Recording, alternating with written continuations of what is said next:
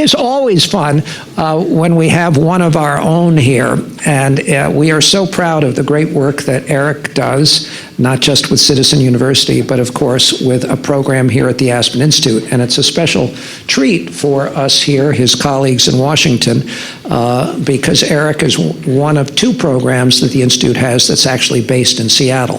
So we don't get to see Eric here all the time. And I strongly recommend this book. You'll get a chance after our conversation today, and I'm going to talk to him for a while and then give all of you a chance to ask some questions. And he will be outside signing books as well. It's really a fascinating book about power and those who think they don't have power, and also power and those who thought they didn't have power but end up having actually extraordinary power. It's a theoretical book, but it's also a highly practical book, and it describes unequal power status with really, I think, brutal clarity, but at the same time manages ultimately to be quite an optimistic book. And in these days, that's very special, an even inspiring book. And it clearly is a very timely book. We are living through global revolts against those perceived to have power by those who feel that they don't have power and that they're left out. And finally, I think, and importantly, it is what I'd call a multi-partisan book, in that it talks about the Tea Party, but it talks about Occupy, Black Lives Matter, but also alt-right movements, the Muslim Brotherhood, Brexit, the Maidan, the Indignados, and of course, the Feel the Burners, and also the Trump train. And now I might even add some of the sentiment that we saw with the vote leading, very shocking vote, to a hung parliament in the United Kingdom. So let me just start, Eric, and ask you not how you wrote the book, given the fact that you're an employee here and wonder how you have enough time, but why you chose to write this particular book.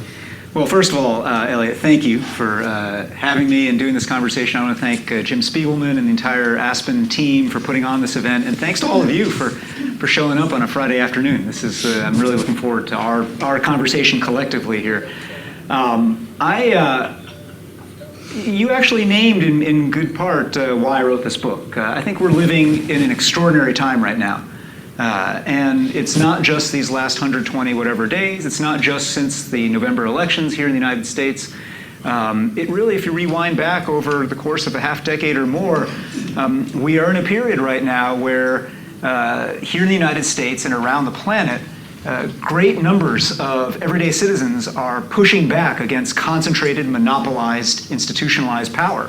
And some of the movements that you listed are evidence of that. And I think one of the things that is so striking about a time like this, it's happening in ways that are cross-ideological, whether you're talking about Bernie Sanders folks or Donald Trump folks. It's happening in ways that are cross-cultural, whether you're talking about the Arab Spring or Brexit or any of these movements like Black Lives Matter or the Tea Party or the $15 Now movement here in the United States. What they all have in common, as disparate as they are, is they are in some ways the natural, indeed even predictable result of several decades now in which wealth, power, clout, reputation have all been concentrating into fewer and fewer hands around the planet. And when you get that kind of concentration at a certain point, you get this, what I capitalize as a great pushback, right?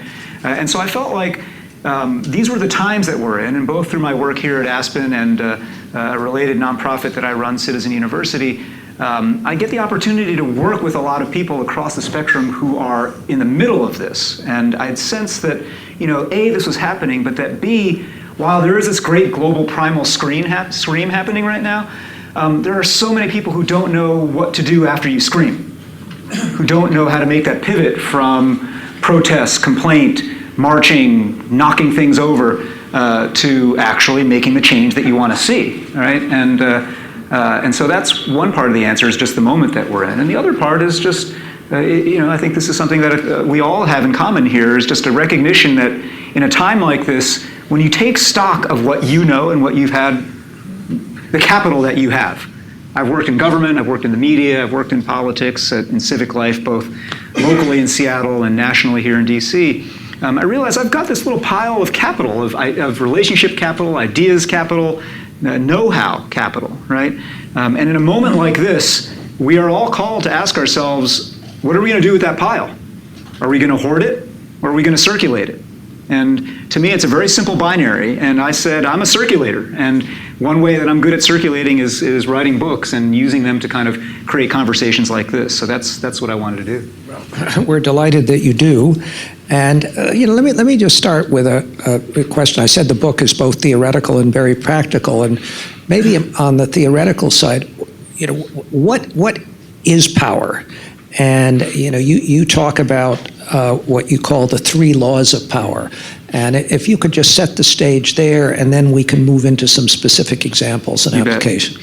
So when I talk about citizen power, it's worth unpacking both halves of that term, actually. When I say citizen, I'm not talking only, or indeed even primarily, about documentation status under the immigration laws of the United States. I'm talking about a deeper, more capacious conception, an ethical notion of what it means to be a citizen.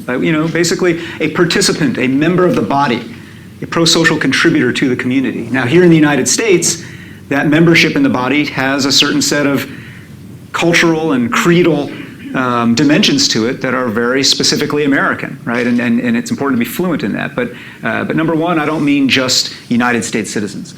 Power I define simply this way, as a capacity to ensure that others do as you would like them to do. And you hear the chuckling in the room, and some people are very kind of, wow, that's kind of a... We're all thinking about how our children get us to do things. Well, yes, or how people who have the kind of temperament of children, get us to do things that we want to do. But in either case, I think the notion is this capacity is a thing that we are often, as Americans in particular, in a culture that is so small d democratic, where we like to pretend to equality of all kinds, we're uncomfortable being that nakedly candid about what power is. It's me trying to get you to do something that I want you to do, right?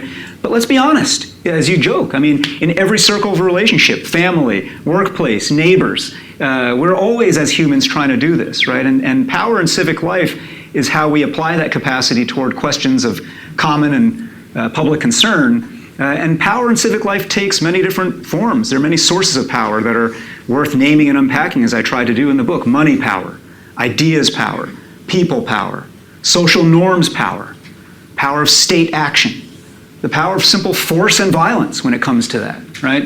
And then you think about what are the conduits through which these various sources of power, forms of power flow? Institutions, networks, narratives, organizations of different kinds, right? When you start combining these sources of power and these conduits of power, that adds up to what we think of colloquially as the power structure, right? But most of the time, we just think colloquially about it. We don't actually unpack the power structure. And so, in this book, I try to lay out 3 core laws of civic power that help frame up not only the strategies that I describe here and the stories that I tell of different activists and engaged citizens around the world, but just help us kind of have a mental framework for this. So the laws quickly are these. Number 1, power compounds, it concentrates.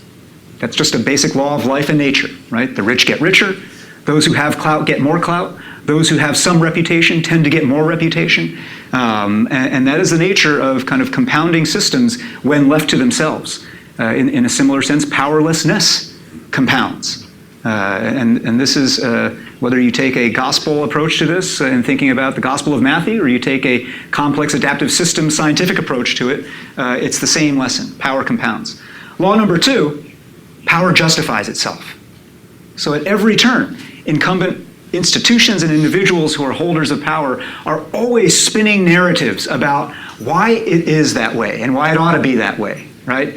In a different age, it was language about divine right and the blessings of the gods. Today, we have various secular forms of that kind of royalism, whether in economic theory. In a different time, there were notions about white supremacy that were baked into our public policy. That was a just-so story about why certain people should rule and other people were not fit to rule. Still today in our public life and in business, there are narratives and such stories about why men are cut out for certain kinds of leadership and hard-nosed work in the corporate environment and not women, right? And all of these are stories and fairy tales, and I don't mean to minimize them. I mean, fairy tales matter to humans, right? We believe in them, but they are, in most cases, or in many cases, stories before they are fact. So if all we had were these first two laws, that power is always compounding into these monopolized situations, and that power is always justifying itself, you'd get into a pretty terrible doom loop of stuckness and being ground down while being told why you should enjoy being ground down, right? And what breaks us out of that doom loop is law number 3, which is simply this: power is infinite. Power is infinite in civic life. And I know this is a very counterintuitive thing to a lot of people, right? I don't mean when I say that all people are infinitely powerful, or that all of us can be infinitely wealthy, or that at a wave of a wand we can make anything happen like that. But what I do mean is that in civic life, unlike, say, in a physical system, right? The laws of physics tell us that if someone in this room is going to get more heat or energy, someone else in this room has to get less. So it's not a zero-sum game. It's not a zero-sum game, right? In civic life, I can generate brand new power out of thin air through the magic act of organizing. If I organize, if I learn to give a public speech, if I learn to frame a set of ideas, if I learn how to use social media to create a meme that mobilizes other people, I haven't diminished by one bit your ability to do these things, right? I haven't taken away anything from your inherent capacity. I've just added to the net amount of power now circulating in this ecosystem. Our relative balance will have shifted, and that's part of the jostling of democracy. But this notion that power is infinite is a reminder, quite simply, that we are able, in situations that seem incredibly stuck and frozen in deep inequity, to change that equation. And I think that's one of the most fundamental truths of civic life that we are seeing play out all around the United States today and all around the world. You know, when you were talking about the second law of power, you mentioned powerlessness. And one phrase you used in here, I think, was that we have a mass epidemic of powerlessness. What do you mean by that? Look, we are, again, just let's focus on the United States. We're at the tail end of three and a half decades of some of the most severe radical inequality and concentration of wealth that we've seen in the United States since just before the Great Depression, right? And that has left millions of people not only economically either sliding backwards or struggling twice as hard to stay stagnant, but it's led millions of people to basically stop believing in the possibility that they could change anything, to stop believing in the possibility that they might be able to unrig what feels like a rigged game, right? And I think, as with any kind of helplessness, this is a learned thing that our circumstances have begun to teach us. And again, what I found heartening, the silver lining in the election for me, in the election of Donald Trump, was that you had millions of people show up who hadn't been showing up. You had millions of people participating and deciding that there was here a vehicle for them to actually break out of that helplessness and powerlessness. In just the same way, since Donald Trump was inaugurated, you have millions more, actually, people in this country now stepping onto the field of civic life for the first time, or the first time in a long time, to resist this administration and its agenda, right? But you have this moment where people who had felt completely checked out and ground down deciding, no, I can in fact change the game. You know, the other thing that I found remarkable, and I think you even used the word stunning with respect to this, is you quoted someone making the argument, and apparently empirically it plays out, that the more people feel powerless, the more, in many cases, they believe inequality is fair and legitimate.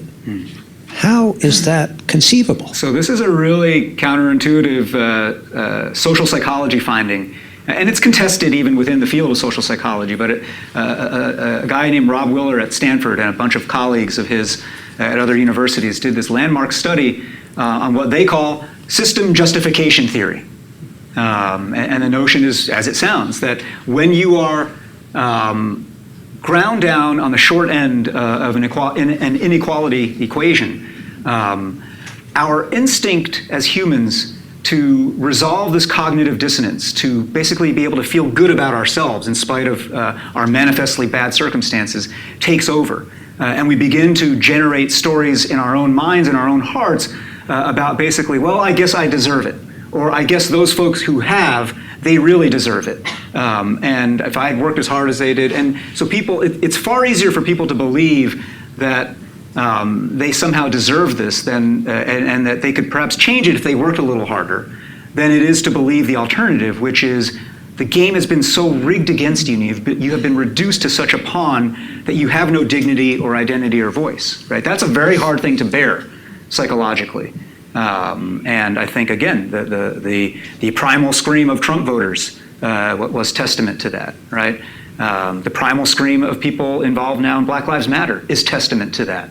The sense at a certain point that I'm going to break out of that learned helplessness or that justifying the way things are, and I'm going to start changing things. But it is a very, particularly in the United States, this is a heavy burden to bear. Because talk about narratives, we live in a society that is all about rugged individualism. We live in a society where we assign both, where good things happen and bad things happen only because of individual will or individual failure.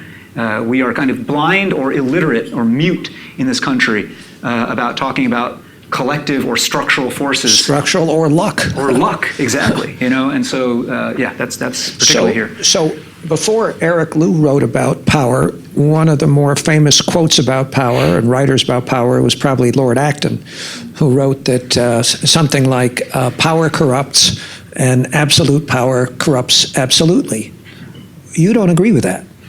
I don't agree wholly with that. I actually think, when you hear that line, you of course picture all kinds of people from history and present day, but I actually think there are so many counterexamples, and one, of course, is the person at the pantheon of my civic religion, Abraham Lincoln, for whom absolute power not only did not corrupt, absolute power deepened his moral complexity, deepened the suffering and the disunion in his own heart about how he was trying to hold together the Union, right?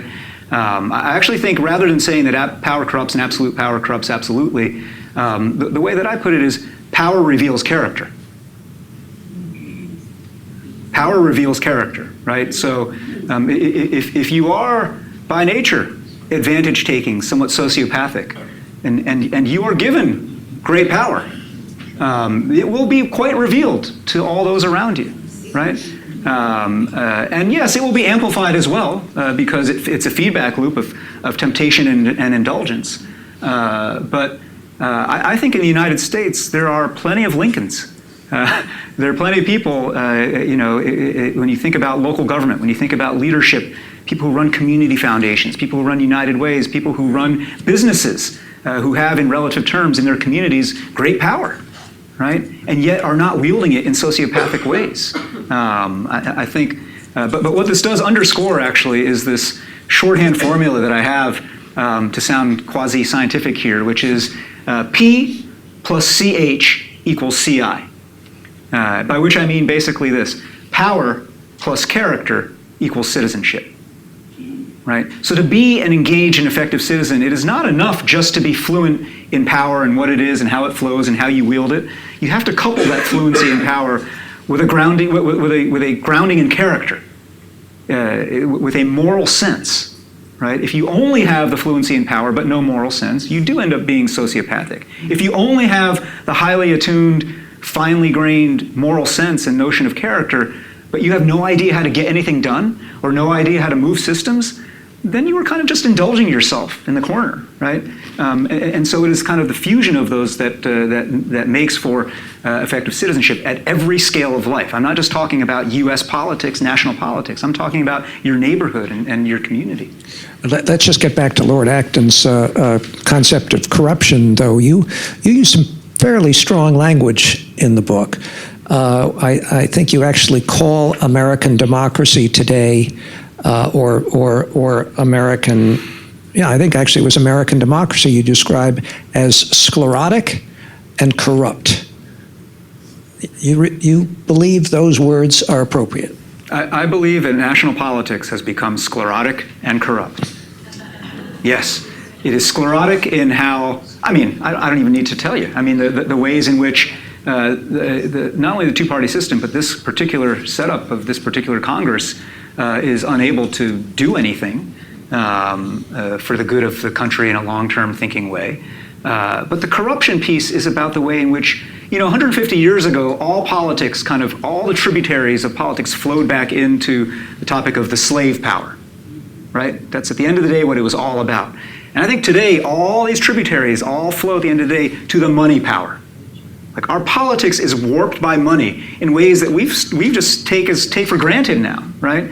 And this again is something you have to give a little bit. We take for granted. We assume it's part of American liberty. We do. Well, yes, that's true. But when Donald Trump was a candidate, one of the things that I would give him some credit for, and I think again why he was able to break through with a sense of his quote fake authenticity, was that he was willing to call the system on this fact. And he was willing to say, when challenged in this kind of traditional political gotcha way, you used to give money to Democrats. And he would just say nakedly, you bet I did, because I wanted to buy Democrats, I wanted to buy Republicans, I wanted to buy independents, I wanted to buy whoever I wanted to buy, right? And people listening to that are like, yeah, he's naming a truth, right? He is describing how so much of this happens. And so I think that is a thing that we have to reckon with if we're going to. Now, money power isn't the only kind of power, right? And again, we are in a great bow wave of people power and social norms power that I think can, over time, as it did a century ago in this country during the last Gilded Age, curb the full reach of money power. But it takes us all waking up. Well, in a minute, people are going to start calling me a liar when that word has been tossed around a lot recently, because I said a few minutes ago that this book is actually, despite its candor and brutal description of what Eric sees as the state of American democracy, it's also very optimistic and inspiring. So let's shift a little bit for a minute, and I'd like to ask you to give us some examples that make this book ultimately so optimistic, and examples of how you prescribe uses of power to alter this equation. And let me start by just asking you, what's so special about tomatoes? Okay, so what Elliot's referring to is the prologue of the book. I tell a very simple story of the tomato pickers of Immokalee, Florida. Southwest Florida, where most of the United States tomato crop is grown. And some of you may know the story and know the situation down there, but for many decades, this was an economy where these tomato pickers, largely migrant farm workers from Central and South America, were laboring in a system completely off the radar screen of the national media, laboring in a system that was essentially somewhere in between indentured servitude and slavery. Like I'm not exaggerating, right? I mean, their wages were stolen. They were locked in pens. They were physically, emotionally, sexually abused, and it was just and nobody paid attention, right? And it was going like this for many, many years until starting in like the early 1990s. Some of these tomato pickers, some of these workers, decided to remember Law Number 3, and decided to actually meet up in a warehouse after their shift. And in 2s and 3s and then 5s and 10s and then larger numbers started to say, we've got to do something together. Instead of just being atomized, exploited individuals here, just trying to keep our heads down, we've got to start doing something together. And they did. And this, from that moment in like 1991, and that initial organizing either in a warehouse or a church, began this cascade of organizing that started first with them basically saying to their growers, we're not going to pick anymore until you provide some basics like heat shelters during the middle of the day, until you start promising that you're going to actually pay the wages that you say that you're going to pay. And so then they got that. And then they said, okay, let's flex a little bit more muscle. And they continued to organize for better wages and working conditions. And then they started thinking more systemically, and they realized it wasn't just the growers who were exploiting them, that the actual equation of power here, if you expanded your lens, was the buyers. The supermarkets, the fast food chains, who were putting pressure on the growers to drive costs down to zero, right? And so then they started working with the local activists and getting local journalists to come and start organizing and getting introduced to people to start shaming and putting pressure on the Taco Bells and the Safeways and the what have you, right? And start saying, do you want to buy tomatoes from slaveholders in the 20th century, right? Is this a thing you want to do? And these large publicly held companies suddenly realized they had a problem that they thought they could kind of disavow because it was 2 links down the supply chain from them, right? But they could no longer disavow. They had to own it. They had to take it. And these Immokalee tomato pickers with their allies now then instituted with both the fast food chains and the supermarkets the country's first fair food program for this kind of work. And so now the coalition of Immokalee workers, you can go look them up on the internet, are this signal example of a group that emerged out of nowhere, that organized and created power out of thin air, that changed the game, the story, and the equation of power in their sector of the economy, that have also given hope to lots of other people in other parts of a service economy who maybe not to slavery extent, but in other ways are getting exploited out of view of the national media. They are just one example, right? And I start the book with them because really, one of the most common things you'll hear among people like us who are gathered here today is, I'm too busy. I'm too busy to get engaged in civic life. I got my kids or my grandkids or my job is to, and basically when you look at the tomato pickers of Immokalee, and you look at what they did and were able to do, there is literally no excuse for anybody in this room not to be showing up at an order of magnitude more than we currently are in civic life. If they could do it, anybody can. And if they could get fluent in power and start reading those sources and conduits and start strategizing around them and start deploying media power and social norms pressure and the money power ultimately of boycotting and shaming these corporations, then we can too on other issues that matter to us. And I think that's what's happening. Let's just talk a little bit about some other issues. Yeah. I mean, there may be no example of radical change in human history than what we've seen in gay rights over a relatively short period of time. What are the lessons that you see from that movement, and maybe now bring it into the context of, say, bathroom bills and sort of competing bathroom bills, and how people are organizing for results, whether it's whether the appropriate words are left and right, but from different sides of that. I think I agree, first of all, that gay rights, marriage equality is is in that pantheon of great American liberation movements that you can put in that roster that goes back to our founding, right? But what I would say you can learn from this movement in particular right now is two things. Number one, it is having the long game in mind, right? And we are particularly under this president, we operate on a Twitter metabolism, right? And we want results now. We want change instantly. We want to see things measurable in data terms today.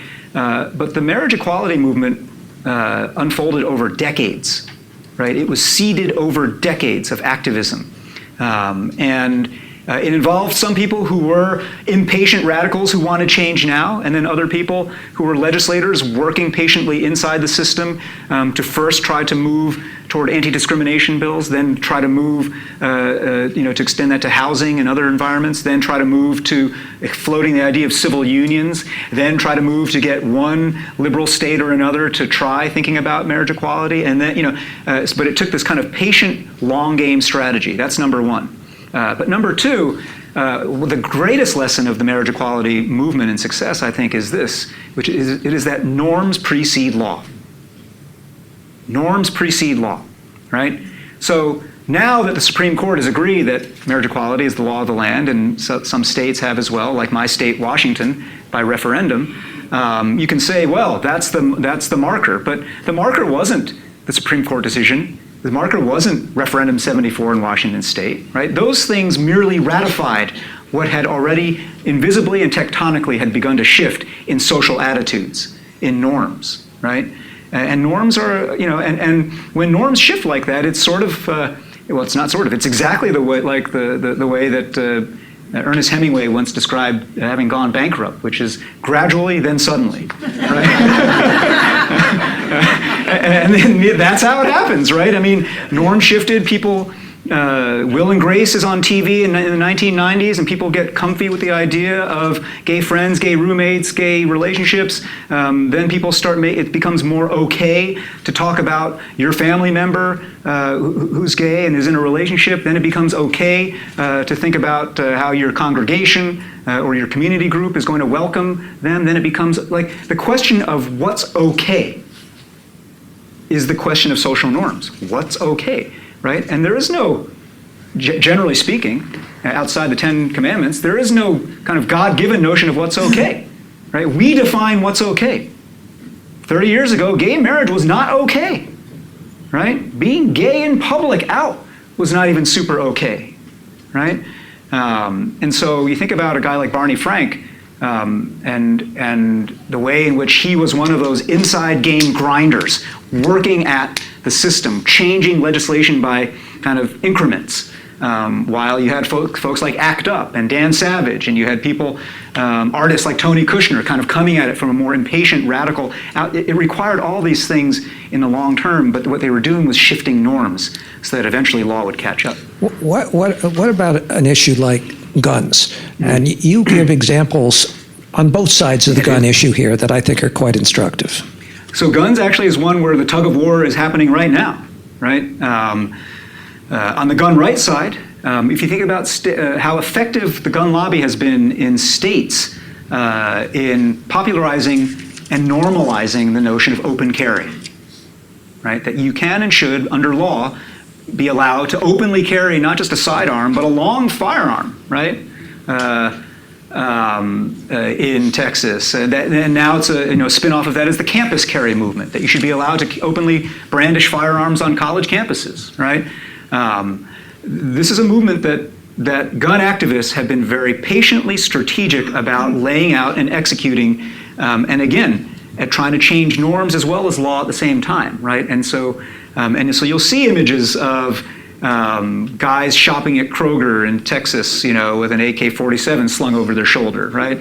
And to my eyes and sensibilities, that's just grossly offensive and kind of abnormal. But what they're trying to do, and I get it, is they're trying to make that seem more normal, right? And in some of those communities, it's semi-normal now, right? So that's one side of the gun issue that's trying to push this. I actually, in my life as a citizen, I'm one of the co-founders of an organization in Washington State called the Alliance for Gun Responsibility that we formed right after Sandy Hook. We were a group of citizens who said, we got to do something. The Congress is going to do nothing. And here in our state, maybe with our Democratic legislature, we can do something. And ultimately, the NRA actually owned enough Democrats in our legislature that we couldn't even get it through the legislature. But fortunately, we are a state with direct democracy. So we put a measure on the ballot. And in 2014, we became the first state in the union to pass by vote of the people background checks for gun purchases, right? In doing that, we also were pushing a fight on social norms. It wasn't just about kind of making the rational case for gun policy. The name of our organization is key, Alliance for Gun Responsibility. And what we're trying to say is this larger message of we're not trying to trample on gun rights. Gun rights are there. We respect those rights. But every right, for everybody who's not a toddler, every right comes with responsibilities. And if we're going to be a grown-up society, we have to couple reasonable firearms rights with reasonable firearms responsibilities. And background checks on felons and people who are a danger to themselves or others is the bare minimum of responsibility, right? That was an argument, a social norms argument that won with 64% in our state, right? But these things are happening at the same time, and remains to be seen, depending on how you show up and how we all show up, which way it's going to go in this country. The challenges to organize around these issues, to create narratives around these issues, seems so overwhelming to people. You've been on a book tour now for a while. I assume you've probably gotten questions in some cases from members of an audience about their own situation and what your advice would be in terms of getting power when they feel powerless. Could be, a kid in the back row saying, although might be afraid of saying it in public, I'm a dreamer and I'm about to be deported. What do I do? Or, a woman in the back saying, I have a 16-year-old child with a rare disease. I don't think she's ever going to be able to get a job. And I'm terrified that because of her pre-existing condition, she's never going to get insurance. So these are individuals who feel desperate, alone, unconnected, powerless. What do you say to those two people? The key adjective you just said was alone. And I think the key remedy, the beginning of the remedy, is to remind every one of these people that they are not alone, right? So let's take the dreamer, the undocumented teenager right now. For many years, dreamers lived, undocumented immigrants lived wholly in the shadows, right? But only in the last half decade plus or so has there been a movement where undocumented immigrants, and particularly young undocumented immigrants who might have qualified for the DREAM Act, which was a proposed piece of legislation that would have given them a pathway to citizenship had they gone into the military or gone to college. Again, that kind of social contract implied about be a contributor to community, and we'll make a pathway into the circle for you.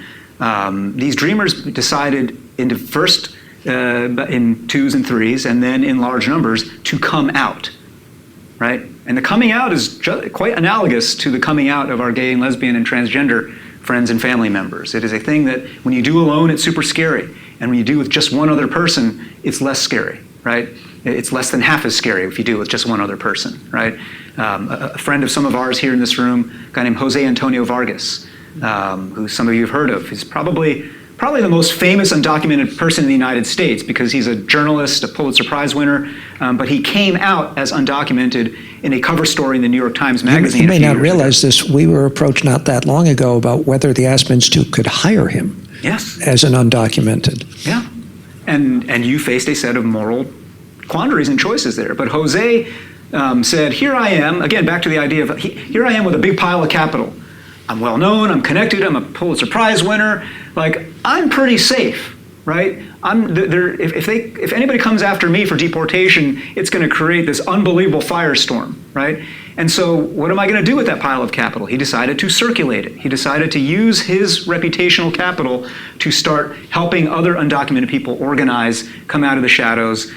He created an organization called Define American, which is about reconceptualizing our debates around immigration and American identity. So that's for that dreamer, the person who's got a rare disease or a disability, who's feeling particularly vulnerable right now as our healthcare system goes through the potential upheaval it's going to go through. I think there's two things about that. One, I tell a story in the book actually from New Zealand, a woman named Robin Twemlow whose daughter has Tourette syndrome.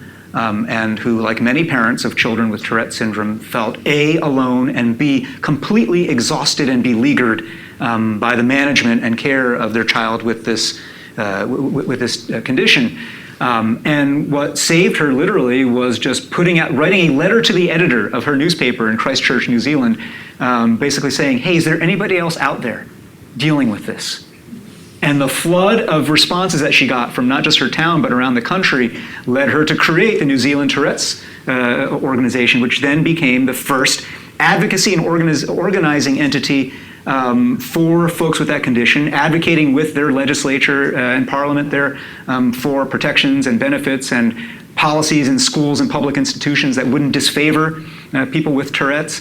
But even more than that, it was a way for them to build power, right? Now, here in the United States, if you think about the context of, the end of the Affordable Care Act potentially and stuff like this, it's not only about kind of creating an association of people with your condition, it's then thinking about how you mobilize power, story power, and all these other forms of power to pressure lawmakers to not go the way that they might go. And that's happening right now. Right, I put low odds actually on Trump Care as something like Trump Care may pass, and it will even if it did, it will then create a backlash of a sort that will wipe Trump Care off the map, and will solidify the protections that Obamacare tried to institute. I really do. Now, again, that's cold comfort to somebody who gets caught in the window of time where Trump Care is the law of the land.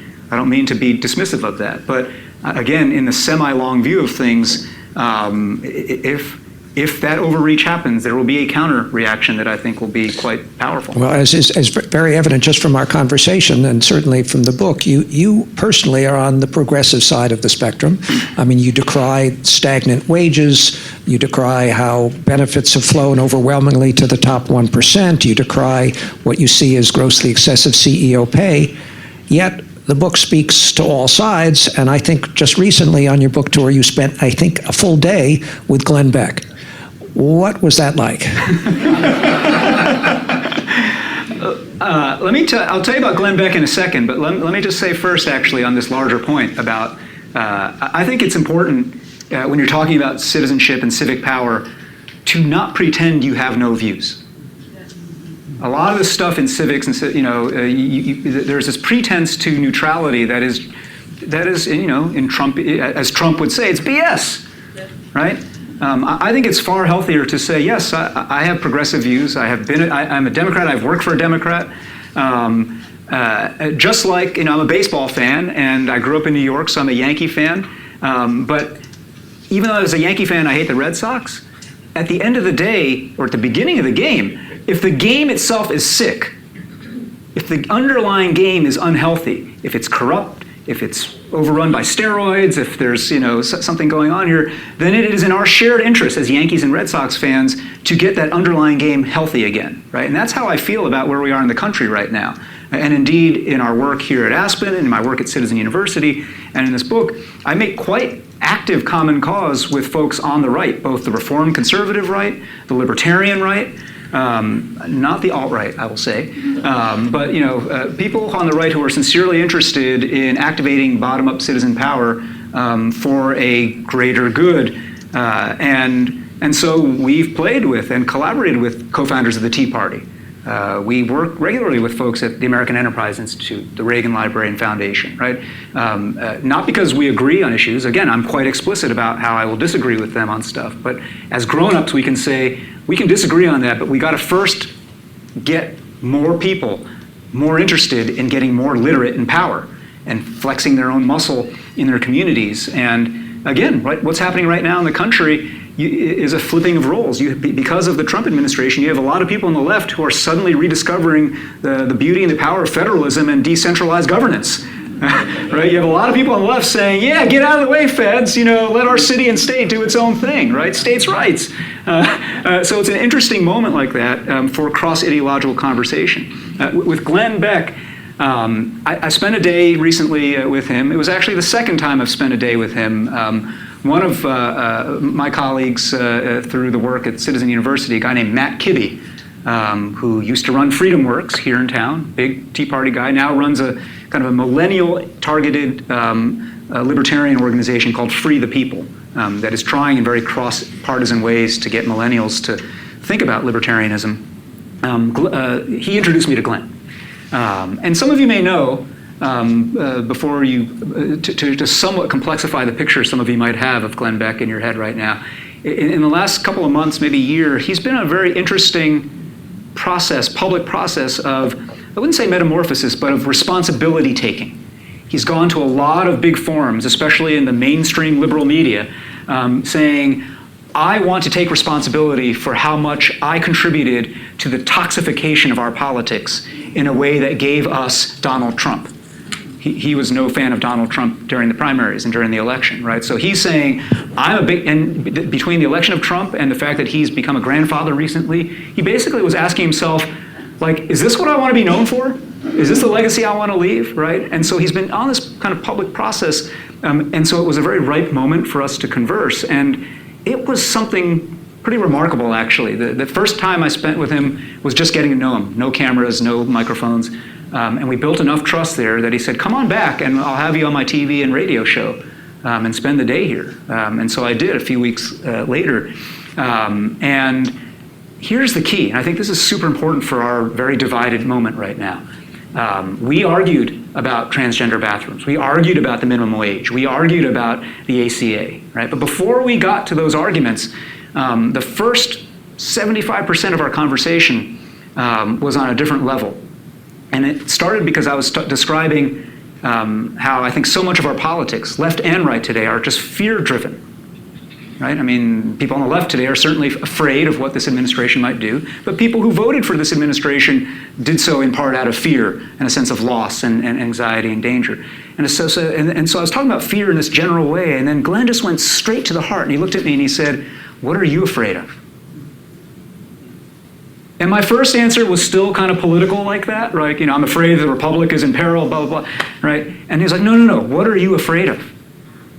And then I kind of went deeper, and I just said, Glenn is a person of faith. And I said, I wasn't raised in any faith tradition, but my father died when I was pretty young, when I was 22, and all my adult life, basically, I have lived in fear that life is completely random and meaningless, and that nothing adds up, and that it's just, all of our striving in the end can just poof, go to dust. Like that's both a fear and a motor force for me. But I don't have great channels for that in terms of faith. I channel it into my civic religion, right? And I said this to him, and as I said this, Glenn Beck, he teared up, and it just opened a channel for him, and he started talking about his very complicated relationship with his father.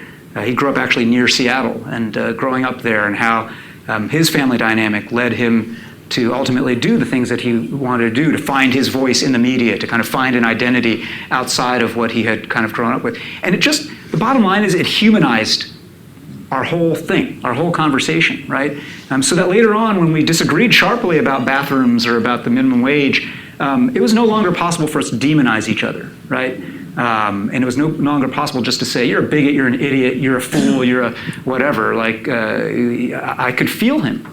And we have this heart connection, actually, right? Cheesy as that sounds. And I think that I saw a lot of that in the country. This is the 12th of 12 weeks where I've been on the road for the better part of most of those weeks. And not just kind of big cities, but I was in Scranton, Pennsylvania on Monday, and small towns. And I think the people are not nearly as A, polarized, but also B, kind of practiced in polarization as politicians are. The people are still willing to open their hearts and learn power in ways that allow them to kind of do stuff together. And obviously what you're saying is so much at the heart of the whole Aspen idea and what we try to do in so many contexts. I see Dan Glickman in the second row nodding with respect to this, and all the work we do with members of Congress, again, is to bridge this divide by showing where there is the common interest and to stop demonizing, and we all think that work is so incredibly important. A couple of different kind of questions, and then I did promise I'm going to open it up, and I will. And what about all those young people who think that activism is retweeting something or clicking, and the notion of actually, going out and protesting or marching or, heaven forbid, voting is not what they want to do?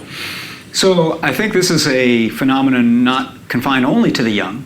I think there are tons of Americans who are engaging in politics through social media and technology.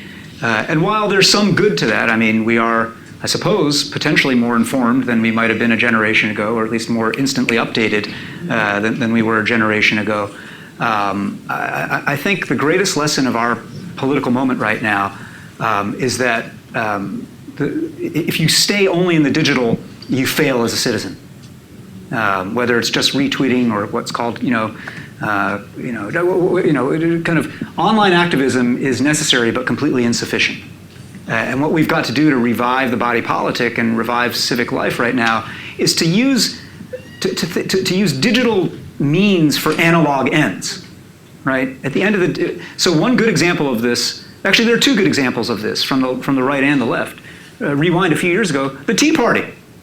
The Tea Party used social media and technology to organize and mobilize. They use old-fashioned technologies like conference calls, multi-hundred, multi-thousand person conference calls. Ultimately the Tea Party, yes, did get co-opted by big money and became more astroturfy than grassroots. But in its origins, it was real. And in those origins, it was real because technologies of communication enabled it to spread incredibly rapidly, right? Out of that big bang moment of reaction resistance to the bailouts and the kind of federal role in the Recovery Act. But what the Tea Party remembered and knew was that it's not enough just to get people liking petitions or clicking on things or sending emails. That what they needed to do was to use those technologies to get people to see each other face to face. Right? And then to apply pressure on their lawmakers and other influentials face to face, right? And so fast forward a few years, the mirror image of that is unfolding before our very eyes, indivisible. Not everybody may know the indivisible movement, but what this is a movement that started right after the election, where 4 young people, ex-congressional staffers in their late 20s, wrote a 26-page Google document that just gave you an insider's guide as a former staffer to how to apply pressure on your member of Congress, right? Something that Dan, as a former member of Congress, you could also write such an insider's guide. But how to not just send the email that goes into the ether and maybe a week later gets a canned form response, but how to find the right person in the staff, how to go to the right town meeting, how to ask and frame the right questions, how to not let them escape your scrutiny, right? And this Google document, as they wished and hoped, went totally viral, right? Thanks to social media, Twitter, Facebook, everywhere else. Millions of people shared it. But then what happened was something that they neither planned for or were prepared for, which is that citizens, after reading this 26-page document, decided in Akron or in Miami or in Eugene or in Baltimore, decided, hey, let's, using Facebook, hey, those of you in the Baltimore area who just read this indivisible document, let's meet up at this church. Let's meet up at this pub. Let's meet up at the public library Tuesday at 5, and let's talk about how we're going to organize. And next time our member is back for recess, let's figure out how we can go to their district office and mobilize, right? It became a digital tool for this incredible face-to-face movement that now there are 6,800 chapters around the country, in every congressional district in the country, red, blue, urban, rural, right? The 4 people who started this thing didn't organize this. They're not in charge of it, right? They've now kind of backfilled and they've gotten funding to create an organization that supports these chapters and connects the dots among them and trades good ideas that they figured out in Indivisible San Francisco to send over to Indivisible Chicago. But they were very explicit. We took a page out of the playbook of the Tea Party, right? And in both cases, the point was you can't stay online. You got to get people feeling each other, seeing each other, so that they can go and then see and feel the people, the deciders, right? Remember, all civic power boils down to the question, who decides? And either you're going to try to pressure and influence them, or you're going to try to become them, right? But that question of how you influence the notion of who decides cannot be done wholly online. One last question, then I'm going to open it up, so do be thinking of questions. And you've been talking a lot about civic power, but what about actual public power, government power, political power? And what many of us hear from so many people, and they might even get messages from books like this, that the political system is dysfunctional, Congress is utterly dysfunctional. I have no interest in that whatsoever. I'm going to be much more effective if I'm a community organizer or I'm a social entrepreneur. I won't even bother voting, and I certainly am not going to run for office myself or take a job in government. I mean, isn't that deeply problematic? It is, but I don't think that's going to happen. I actually think, again, the great, my friend Rebecca Burgess from AEI has called this period since the election a civic Sputnik moment, right? And in just the way that when the Russians are always part of this, when the Russians sent up a satellite 60 years ago, actually, and started making Americans freak out about how behind we were on science education, this country got mobilized in a hurry to reboot and reinvest in science education, right? Now, political circumstances are making people wake up and realize just how ill the body politic is and just how much we have to revive civic education, but also just generally civic empowerment and civic participation, right? So in general, I think that's beginning to happen, and in a whole ecosystem of ways. Some are going to do it in civic social movement ways. Some are going to do it using social or even for-profit entrepreneurialism. But you're right. Some are also, and I see a surge of this around the country, going to do it by running for office and by getting folks to remember to vote. The result in the UK yesterday was a lot of young people who didn't show up for the Brexit vote. They showed up last night. Right? They showed up yesterday. As someone tweeted yesterday, the United States has provided an object lesson to other countries of the price of not showing up, right? And so, France, Netherlands, the UK now, I think young people have been awakened. So, but when it comes to folks who might have the view you described, there's something really important, I think, for us to say that, our system is sick, it is corrupt. And yes, voting alone doesn't solve anything, right?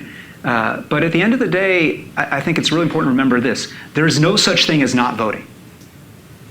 Not voting is voting. Right? Not voting is voting to throw your power away, hand your power over to people whose interests are inimical to your own, who will wield that power against you, and yet in your name, right?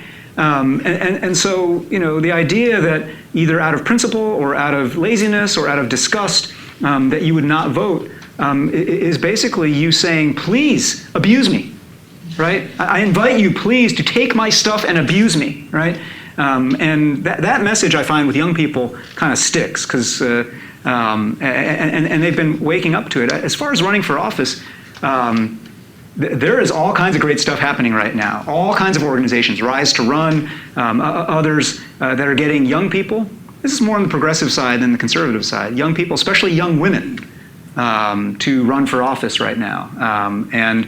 I was at an event, this is a progressive event last week in San Francisco called Joyous Persistence, and filled with women of all generations deciding to run for office, to get engaged, to participate. And running for office doesn't, it doesn't have to be United States Congress, right? When I was in Scranton, I met a young woman who has decided to join her neighborhood district board, right? In every community, there is some body, some entity that is part of the question, who decides? And sometimes you have to run for it. Sometimes you run for it, but you're the only person running because nobody under the age of 70 has been running for it for years, so you just get it by acclamation, right? But showing up, right? And I think that's beginning to happen. And I don't kid myself. It's never going to be a majority of us who run for office, who participate so fully and actively. But one of the main points that I make in the book is that it never has to be a majority of us, right? We have to remember that though we're a country that runs by majority rule, in every single case, every moment of social change that mattered, marriage equality, civil rights, abolition, women's suffrage, majority rule is shaped by minority will, right? It is an activated, awakened minority that decides to get fired up, decides to participate and persist, that ultimately over time, maybe decades, over time, makes the majority bend to it. That is the story of suffrage, it is the story of guns, it is the story of gay marriage, it's the story of this stuff, right? You look at it, there was a great, because we're in these 50th anniversary years of a lot of milestones of the civil rights movement, there have been these kind of looks back. And I remember seeing a poll that was in the Washington Post in like mid-1960s about how the public felt about lunch counter sit-ins, about how the public felt about Freedom Summer, right? The public hated this stuff. Great majorities thought it was too disruptive, that people were moving too fast, that it was too, the kinds of things that we now valorize and put a halo over and are, and are taught to kind of revere, marching across the Edmund Pettus Bridge, right? We're considered criminals. We're considered criminal, and by the great silent majority of the time, we're considered uncomfortably disruptive, right? It's always a minority that decides to show up, and I think if we're the ones who decide to show up, we're enough, once we're literate in power this way. Well, let's certainly hope you're right. I mean, just a couple of days ago, my oldest daughter told me, after being really disgusted with the public education in her town, that she's going to run for the school board. Great, there it is. And yes, younger people did vote much more yesterday in Britain than they had in Brexit than they expected, but still, I saw a figure sometime early this morning was still just 49% of the millennials, British millennials who had voted, compared to 67 or 68% of the baby boomers. So a lot of room to go. All right. Do we have microphones that are going to go around? We have a microphone in the middle. If you could start up here in the front row, and if you could just give us your name and a quick question. My name is Mahnaz Afghami, and I want to thank you for a fascinating conversation. And I also wanted to reassure you that what you're saying works. My organization is a partnership of 40 organizations across the world, grassroots people, and they are doing exactly what you're saying. They are working together, they are trying to bring self-determination, a feeling of capability, empowerment, and enormous examples for your next book if you need Great. it. And of course, they are starting from a much more difficult position where legally many of them are not women. I mean, of course, this is a women's group. They don't even have citizenship rights by law yet. They can't pass on citizenship to their children. So they're starting from a place that really needs empowerment. But in any case, my question also is more of a global question.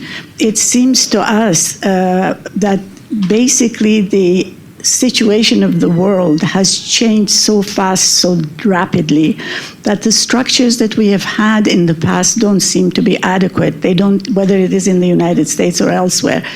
And there doesn't seem to be any philosophers, any leaders, any political personages who would somehow help think about these things. Possibly my question is mostly to you as Aspen Institute rather than personally.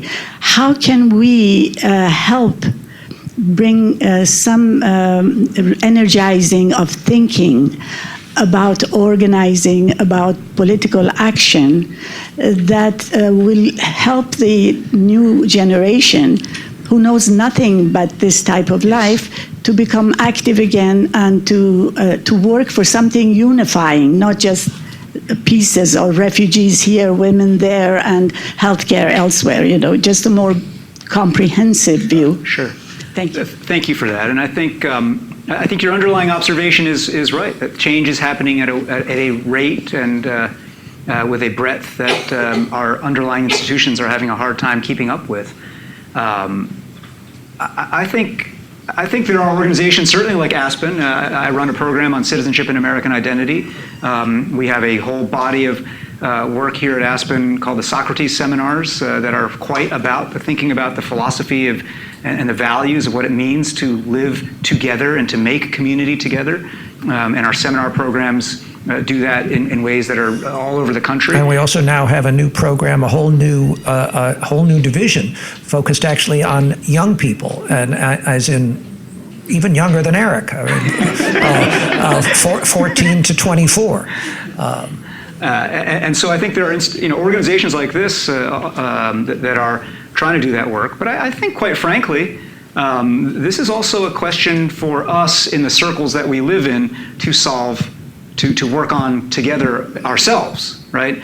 And so if you define your circle as a global circle of people concerned about women's empowerment, or if you define your circle as people who live in Montgomery County or who live in Ward whatever of DC, then it's about kind of asking within that circle, within that defined bounded network, how do we define us? How do we tell a new story about who is us, right? How do we think about what are some common values that we should name that make us this part of DC or this part of this whatever it might be, right? We can't keep waiting for leaders, whether elected or otherwise, to kind of arrive and provide us, those scripts. I think we've got to get practiced again in making those stories. And again, I see this happen. When I was in Scranton this week, a town that has been hit very hard by all the economic forces that that have shaped the Rust Belt over the last few decades. You could look at it as an outsider and walk around downtown and walk through the Steamtown Mall and think, man, they're hurting. Like half the stores are empty and it's looking bad. But when you talk to them, they're super excited. The stores that are empty, Let me introduce Ted McConnell to you all. Ted runs the national campaign for the Civic mission of schools, and is one of our country's most tireless champions for a revival of civic education, right, in all its forms. As is our trustee, Senator Day O'Connor. Exactly, and a close collaborator with Justice O'Connor. So I actually think there's a real, well, let's start at the core, right? If you think about this as a Sputnik moment, right? The actual schools, our K-12 system, have to start re-elevating civics.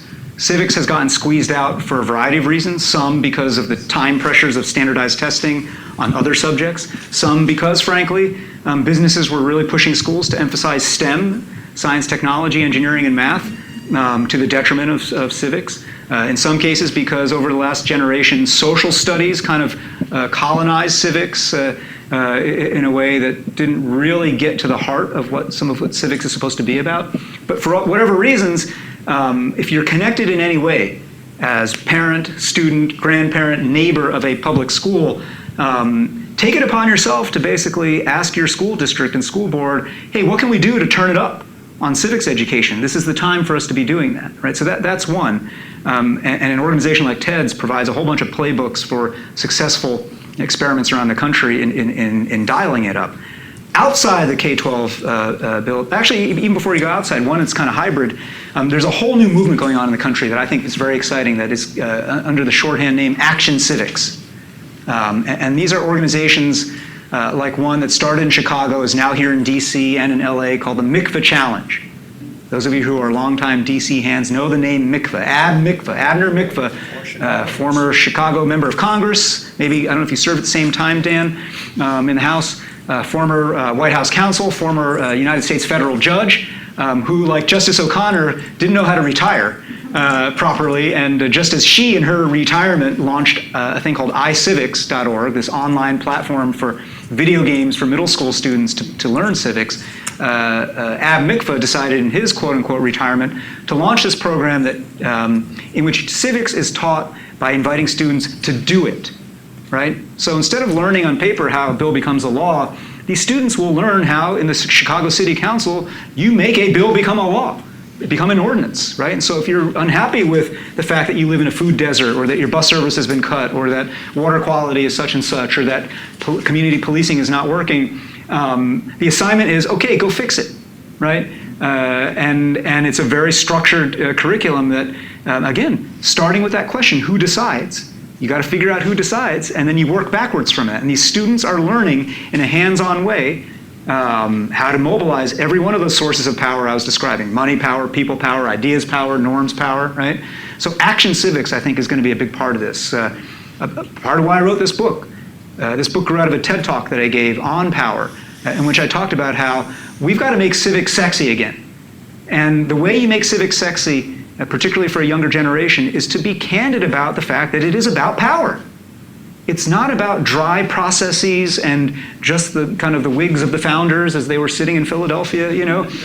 It is about the ways in which, whether you're talking about a wigged founder or you're talking about someone marching down the streets in Baton Rouge after the killing of Alton Sterling, you are talking about people who are learning how to exercise power and figuring it out and mapping it and sharing what they learn with others, right? And that when you put it that way to a younger generation, they will click with it, right? So that's inside the schools. And then there are innovations outside the schools like iCivics that are helping to feed what teachers do, even if they're not approved by the school board. They're just new tools that teachers have for reviving this education. Dan Glickman.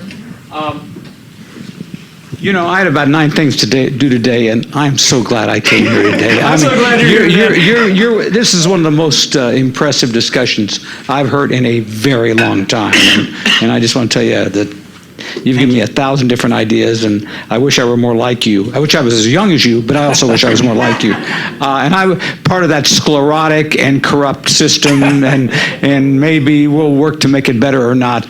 But I'm interested in the role of the faith-based community and the religious community. After all, two things strike in my mind. Number one, I understand more people go to church or synagogue or mosque than anything else except going to work every week. Okay, so this massive role, 125 million people a week are going to this institution. And all of these groups teach values, ethics, morals, character.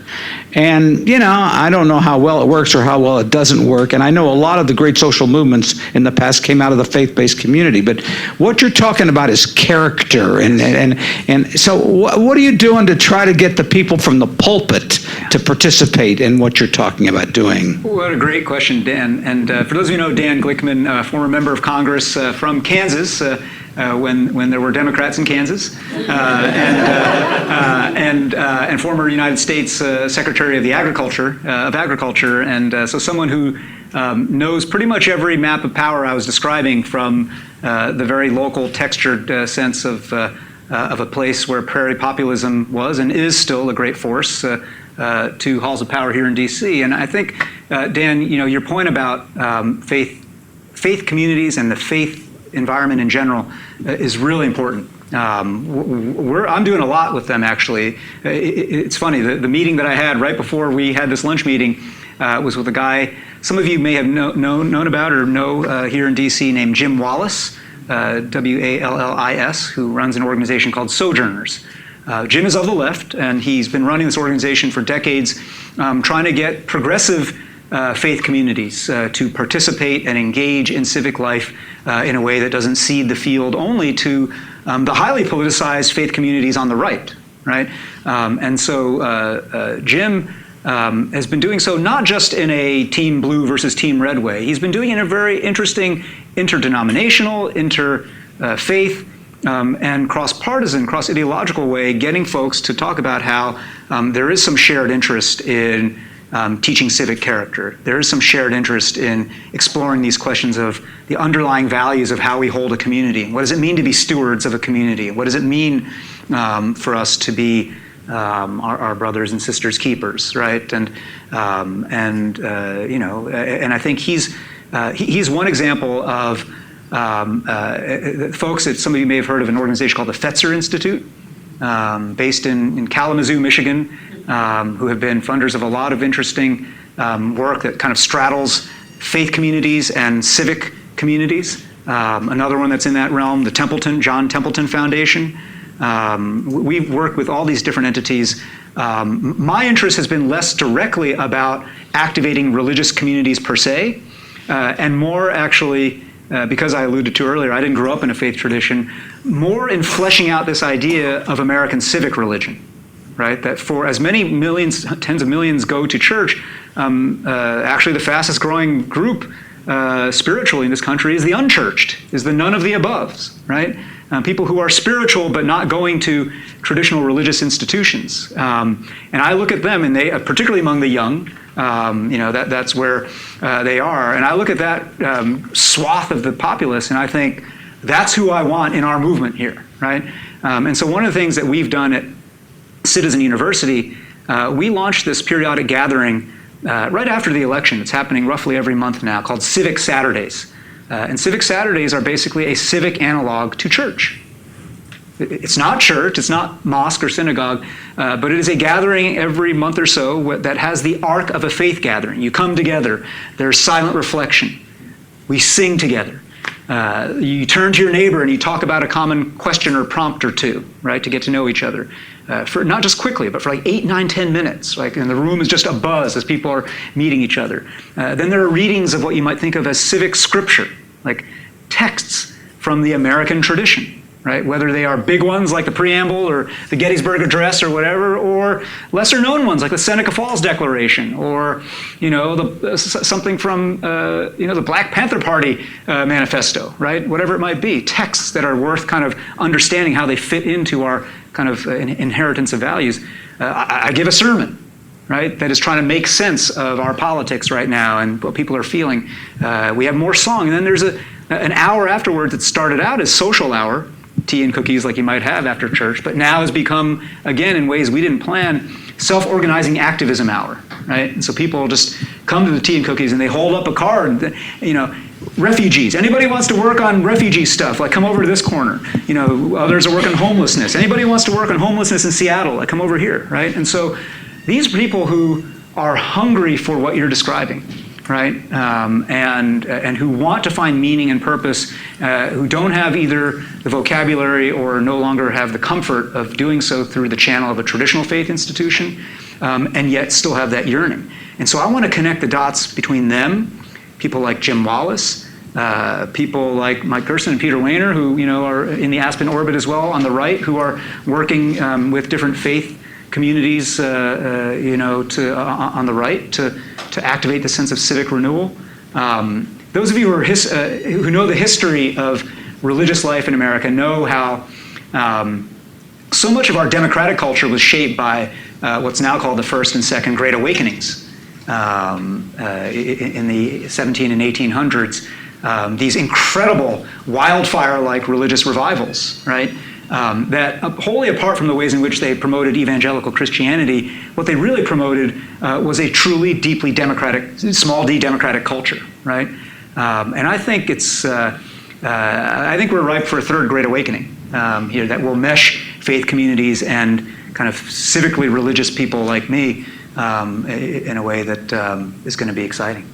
Well, we have a questioner here, but unfortunately, we always stop on time at these, and it's 1:30. But I want to promise that the two people with their hands up will be first in line to have private answers from Eric outside, where he's got some books. I just want to thank you so much for being here with us today. It was a great conversation.